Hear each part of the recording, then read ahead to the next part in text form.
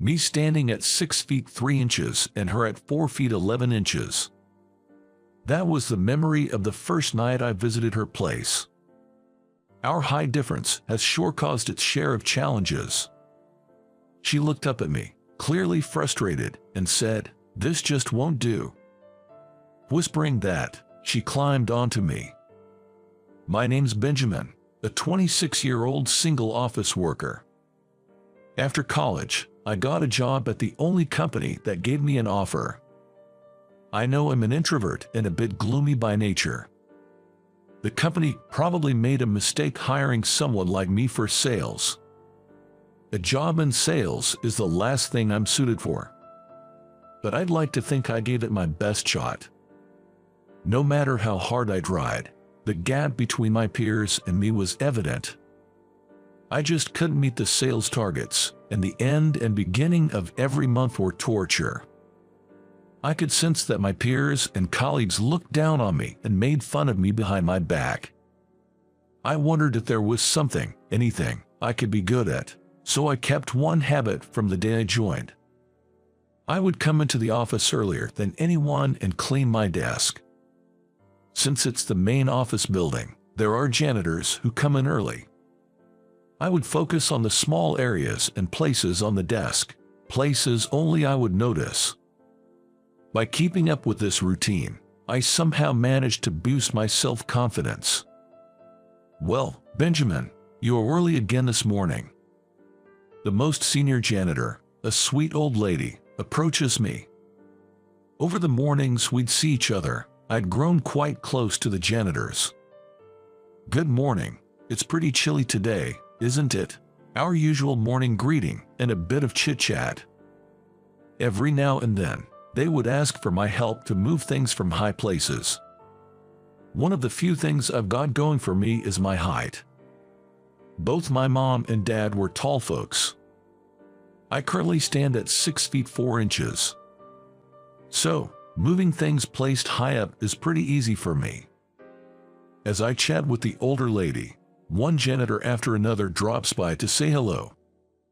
They're all so kind, making me feel more at ease than when I'm with my co-workers. "Good morning, Benjamin," a soft voice greets. The greeting comes from a young part-time janitor named Sarah. Sarah was a part-timer in the janitorial department of the company. She's not a full-time staff, started working here this spring. I believe she's about 4 feet 11 inches tall, but she always tries her hardest to look up at me when she talks. I became close to her around the time she started in spring. There had been a little incident back then. The janitors don't just clean in the mornings, they keep various places within the building tidy throughout the day. That day, Sarah was on her first ever midday shift. She was primarily an early morning worker, so this was her first daytime shift, and she seemed quite overwhelmed with the differences. During the early morning shifts, she rarely encounters any staff other than me. During the day, in the hallway full with employees bustling around in suits, Sarah was approached by one of my peers named Mike. Sarah, well, she's more than just a little cute. I'm not exaggerating, she genuinely is. The first time I saw her, I was so taken aback by her beauty that I completely forgot to greet her. She has porcelain-like fair skin and her face is characterized by large eyes with light pigmentation. I guess Mike too was captivated by her appearance. "Excuse me, I'm working right now." She seemed to be persistently asked for her contact info, answering in a soft voice while looking down. She seemed to shrink, making her already petite frame appear even smaller. "You're just a part-timer, and you're defying a staff member. You're just in cleaning. It's not a big deal to share your contact." Sarah seemed cornered and on the verge of tears in the corner of the hallway. Mike, who always has an intimidating demeanor even towards our peers, seemed relentless in pressuring her. "Mike, just leave her alone. Can't you see she's scared?" I gripped Mike's shoulder and intervened. When Mike turned to face me, He was momentarily taken aback by my height. Probably in the entire office, only a few could look down at the fairly tall Mike like I could. Upon realizing it was me, Mike smirked dismissively. "Oh, it's you. Sarah, you can go back to your work. You've still got a lot of work remaining, right?" At my words, Sarah nodded and muttered "excuse me," and bowed her head. She then swiftly disappeared down the hallway. Mike clicked his tongue in annoyance, watching her go. "Mind your own business. She's none of your concern. Just because she's new doesn't mean you should tease her like that. It's not fair." I guess Mike didn't like the fact that I, who usually doesn't talk back, was objecting. Mike shot me a glare. From that day on, Mike and I were like oil and water. Mike might have been a disagreeable guy, but there was one aspect of him I had to respect. That was his sales record. He always boasted top sales. A feat that's something I could never do, even if I tried my hardest. Not to brag, but I'm known for being diligent and thorough in my work. Yet my sales numbers never improve. I'm often told that I'm a likable person, but that doesn't necessarily translate to sales. The end and start of every month is truly tough. Walking into work at the beginning of the month, I feel a pit in my stomach. I sigh deeply as I flip the calendar page in the office, dreading another month ahead. "Ha! Benjamin," your sighs can be heard all the way out in the hallway. From the office door, Sarah peeked in, smiling. It seemed she was just cleaning the hallway.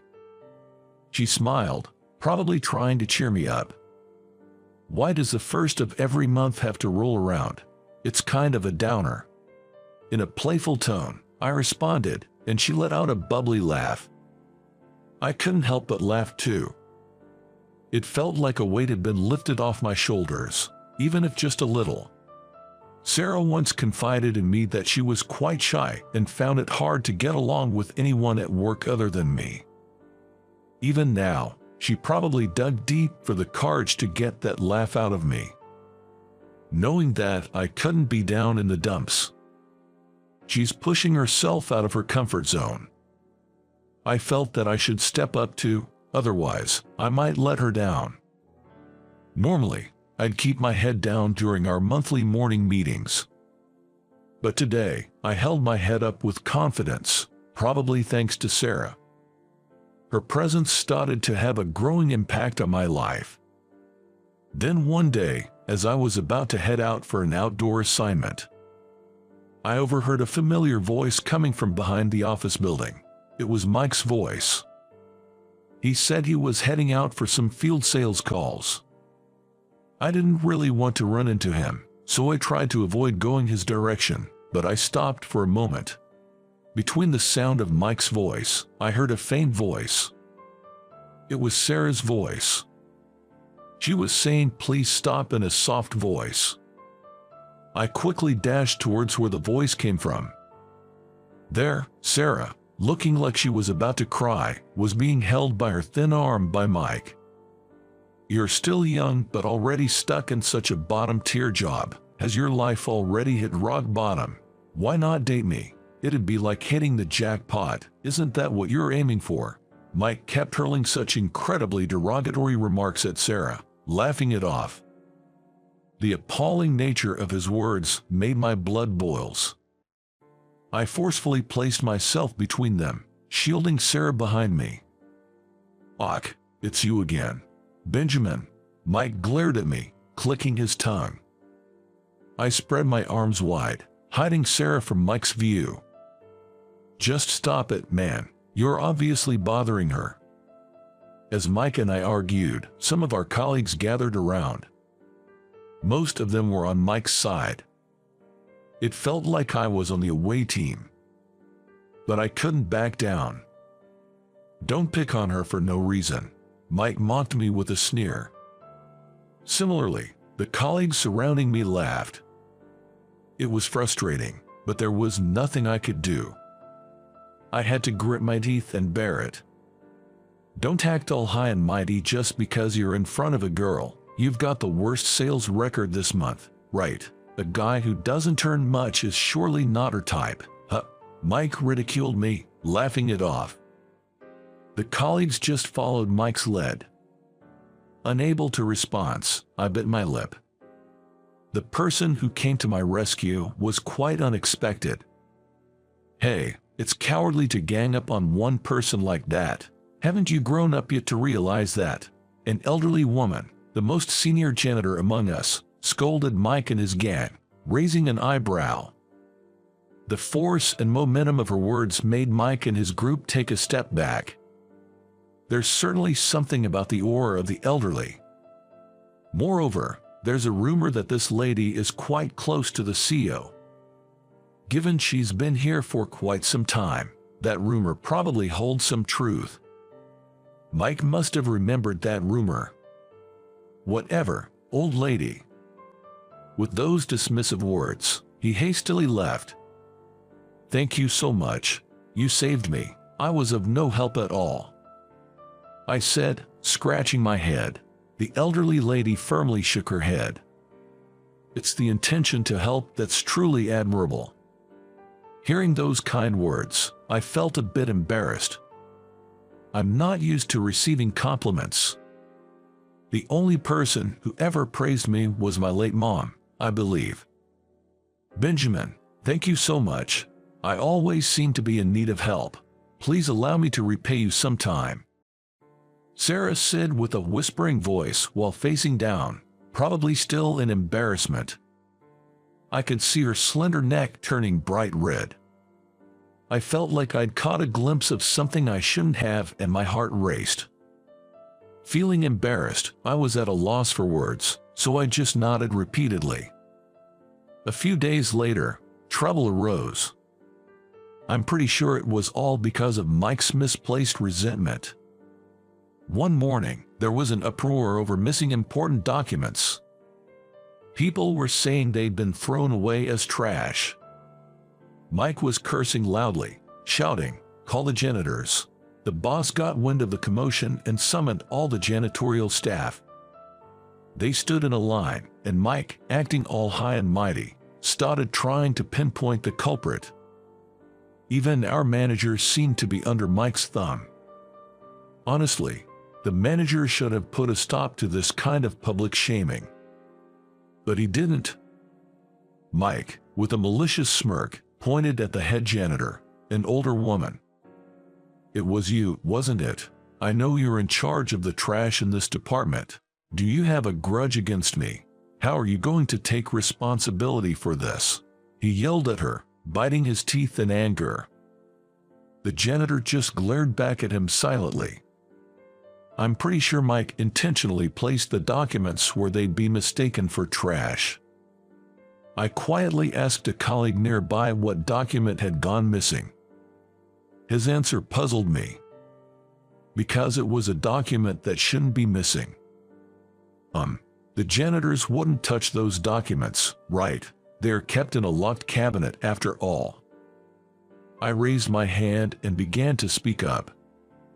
If it was mistakenly thrown away, it's Mike's fault for not securing it, not the janitors. I tried to explain this. Hearing my words, the manager seemed to realize the truth and quickly used his key to open the cabinet. We weren't allowed to touch that key. It's in the second drawer from the top, fifth file from the left. Having a good memory was my only strong point. My sales performance wasn't great, but I probably knew more about the goings-on in the office than anyone else present. Mike glared at me and muttered, "Mind your own business." The document was found exactly where I'd said, and everyone breathed a sigh of relief. The only person with a sour face was Mike. He returned to his desk without apologizing to the janitors. I tried to follow him to make him apologize but was stopped by the head janitor. "It's okay, Benjamin. Thank you, you've been a great help." When she told me this, I stopped in my tracks. Seeing her forcing a smile with a hint of sadness made me feel like crying. "Don't be silly. You don't need to cry. You're really a sweet person." Truth be told, I should have been the one comforting the older lady who was hurt, but instead, she was the one comforting me. It was embarrassing. As I escorted her to the hallway, I noticed the CEO hiding behind the door. He might have witnessed all the havoc. Tearing up at work, that's unprofessional. After the CEO saw my embarrassing moment, I fell down for the rest of the day. That weekend, there was a party for the company's foundation anniversary. Once a year, those with outstanding sales and contributions to the company are honored at the party. The event is meant to boost employee morale and appreciate their efforts. Everyone associated with the company gathers here. Contractors, custodial staff, and the chefs from the cafeteria all were in attendance. It was set up as a stand-up reception, and everyone was in a relaxed mood that day. I'm not good with glamorous settings and large crowds. Honestly, I just wanted to escape from the party. To make matters worse, my peers were continuously being recognized. One after another, they were called and proudly ascended to the stage, while I merely watched from below. I understand that's just how it is, but it's hard not to feel disheartened. I kept wondering if there's really a place for me in this company. Of course, Mike was honored as the best salesperson. Seeing his proud face made me feel a bit jealous. I tried to blend into the wall, and that's when I noticed Sarah also trying to stay out of sight. "I'm not good with these events," Sarah said with an awkward smile, to which I replied, "Me neither." I could see Mike and some others looking for someone. They were weaving through the janitors, probably looking for Sarah. I gently hid her behind my back. Being petite, she easily disappeared behind my 6'3" frame.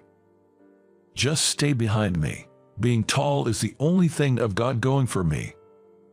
Sarah placed her hand on my back and whispered a soft "thank you," so faintly that only I could hear. She stayed hidden behind me until the CEO finished his speech. Once the party was over, most of the employees headed out for the after party. I was left alone, as usual. It's always the same story.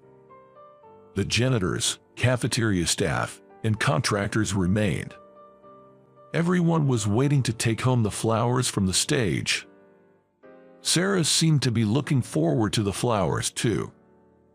Soon, an event coordinator appeared and prepared the flowers to be taken home. I took a bunch and made a small bouquet. "Here you go, Sarah." As I handed her the bouquet, her face lit up with joy. Seeing her so genuinely happy for the first time made my heart race. I deeply wished I had the right words to tell her how I feel. I was captivated by her smile. Suddenly, the stage spotlight turned on.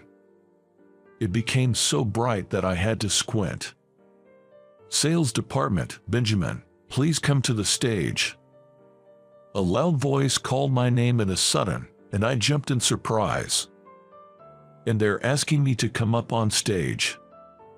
Confused, I made my way up, and there were all the janitors I always greet. Everyone was smiling cheerfully. As I approached, an older lady began reading out a certificate she had been hiding behind her. "Benjamin, we present you with this award for being the kindest and most wonderful employee in this building." They handed me a handwritten certificate on a regular piece of paper. Where it should have had the CEO's name, there were names of the janitors and other workers. Towards the end, it looked almost like a collection of signatures. It was a lively certificate, and it warmed my heart. I had never received such a heartfelt award before. Really, for me. Thank you, I'm so touched. I clutched the certificate to my chest with both hands. It felt like everyone's warmth was flowing into me. This is the best award ceremony, isn't it? Suddenly, from the entrance, there was a loud applause and voice. Looking over, to my shock, the CEO was clapping for me. What? The CEO? Whoa! I was too overwhelmed to speak. After all, in my eyes, the CEO was almost a celestial being, not someone who would clap for just me. And he was approaching me saying, "Excellent." I hurriedly stepped down from the stage and bowed to the CEO. "It seems like they really admire you. They told me you always greet them early in the morning and help with the cleaning," the CEO said with a kind smile. In my nervousness, I shared something I didn't necessarily need to. I explained to the CEO that my late mother always told me, greeting is a basic human courtesy. I wanted to say it was her teaching, not my merit. The CEO patiently listened to my rambling. I realized how understanding he truly was. After listening to my story, the CEO suddenly got an idea. "Benjamin, from tomorrow, you'll be transferring to the secretary's office. I want you to work in a department where you can fully utilize your skills." Stunned by the sudden announcement, all I could say was, "What? And could I even handle such a responsibility?"